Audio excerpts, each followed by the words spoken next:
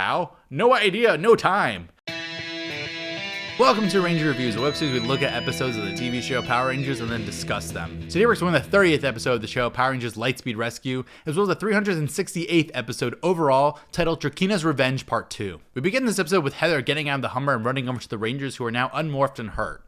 What happened to Tri-Skull? Dana points out that they can't just storm in there, and Heather agrees to help them do whatever they need to. Tri-Skull tells Trakeena that the life force is almost near full capacity, and she's busy looking at Heather's mom, who is almost knocked out. Trakeena's stoked to go all green again, but there's a weird, bat thing there watching.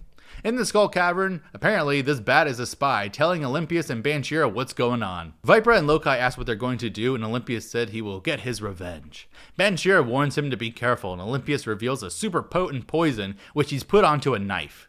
For, fun, I guess. On Miranoi, the last two Quasar Sabers are taken. Back on Earth, Carter tells Heather to go into the building and pull the fire alarm. This is Carter's big plan. Heather is like, I can't do that, only an emergency. Sis, this is an emergency. She goes in, and after sneaking around unnecessarily, she pulls the fire alarm. Everyone starts to evacuate, and Trakeena and Tri-Skull are very confused as to what that noise is. She sends out Tri-Skull. Fire trucks and ambulances show up, and the firemen are just the Rangers in disguise. Heather runs out, and Carter tells her good job, and he tells her to go hide. Carter also tells some guards that no one is allowed on the 13th floor. They have everyone out, so Leo and Carter are just going on up alone. I don't know why. They do a running morph, and they turn a corner to find Tri-Skull. They get fired back onto the ground, and they say they're not losing. They both use some color-coded rope on him, but he just blasts them down. This isn't the same building, is it? Carter uses his battle booster again, and he goes forward, ignoring Tri-Skull's blasts, and he actually lands a punch this time. Tri-Skull says that he stopped him, but they haven't gotten Trakeena yet. He explodes. They rush back to the building to get the hostages. They go to the 13th floor and open up the storage place, finding the tiny people. They realize that they're almost dead, and then they're ambushed by more ghouls who surround them. They fight them off a bit, but then they're hit back onto the ground. Then, here's Morph Damon and Kendricks? I have questions. They slash down the ghouls with Leo and Carter. Trakeena then emerges, and Damon and Kendricks are shook. She fires on them. Chad calls everyone over outside, and they hear Trakeena speaking on his morpher. They're on their way. Then Leo, Carter, Kendricks, and Damon are all hit out of the side of the entire building, now unmorphed. Chad backs the car up and he deploys a big inflatable to catch the four, and they all fall into it safely. One take at a time. No one too close together. Olympius shows up and he says he's excited to kill all these Power Rangers at once.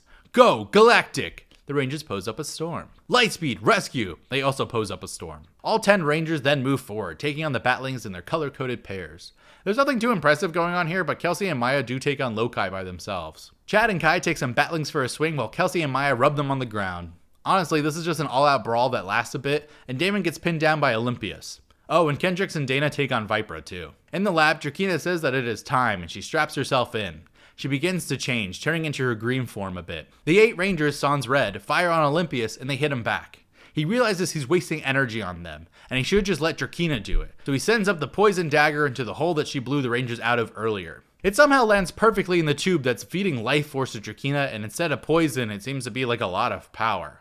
Trakeena screams, and now the sky goes dark as she's revealed as a giant, gross monster. Olympius is like, LOL, I win. Trakeena fires, blowing the crap out of buildings and stuff, so Carter calls for the Omega Megazord and Max Solar Zord, and over 2 minutes later, they start to fight Trakeena. They're not doing well at all, getting wrapped up in Trakeena's tentacles and tossed around. Leo says they need to help, but the Galactic Beasts are on Miranoi, except they're not. They're actually just right there, right next to them. How? No idea, no time. Time to activate the Galactizords and form the Galaxy Megazord with the Lights of Orion. They save the others from Trakeena's grip. They use the Galaxy Megazord Saber Slash and the Omega Megazord missile attack, but all of them get blown back.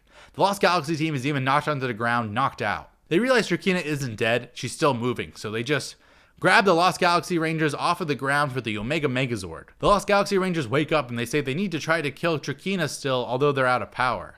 Then they glow gold. Lights of Orion, baby. They get teleported into the cockpit of the Omega Megazord, and now the Omega Megazord has the Lights of Orion adornments.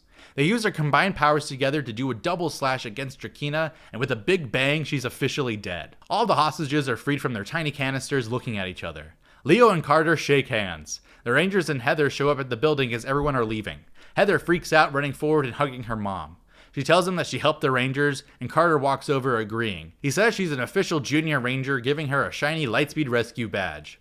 Alright. Joel then offers Kendricks and Maya some signed autographs, which is actually pretty funny. They just laugh at him saying no thanks. They talk about how it must have been so hard to deal with Trakeena, and the Lost Galaxy Rangers say how Olympius and Viper are tough enough, but Leo points out he actually had fun getting to fight again. Dana asks if they can stay a while, and Kendrick says no, they're actually needed back on Miranoi. Damon then jokes about staying for a little vacation. Glad you got a single line here, Damon. The Rangers then head out in the Hummer while the Lost Galaxy Rangers fly by on their jet jammers taking off. Is that how they got to Earth before? I have no idea. The end. Okay, so this team up straight up sucks. Heather's a great child actress and the story with her would be fine if some other episode, but like, come on. You bring back the last season's team and you have them completely wasted. Why don't Damon and Kendricks even show up until this part? Where the hell is Carone, Mike, anything? So it turns out, just like any Power Rangers team up at this point, there has to be drama behind the scenes. Turns out Danny Slavin, aka Leo, had a salary dispute with production, so he never completed his ADR work for the last 2 episodes. So whenever Leo is morphed in some random parts where he's outside and not mic'd up, he's dubbed over by a guy named Christopher Glenn, who was just some extra on the show previously. Noticeably, Amy Miller also does not come back to reprise her role as Trakeena, instead we get a new actress named Jennifer Burns. There's rumor that it had to do with the fact that a child was the center of the attention for the team up, but I don't know how much validity there is to that. It feels more like a salary issue or something, although it's strange that her future husband came back to be Damon but not her. Not sure if they were really together yet though. These 2 episodes were also originally released on VHS first, months ahead of its airing in November by McDonald's. Which means this was filmed super early and probably rushed out the door for a summer VHS release. This also means that this is the first time the audience could have been introduced to the V-Lancers, the Omega Megazord, the Battle Boosters, and the Max Solar Zord. Jesus, maybe this wasn't the one to push out, huh? Next time we're gonna try to like Dana, but until then may the power protect you.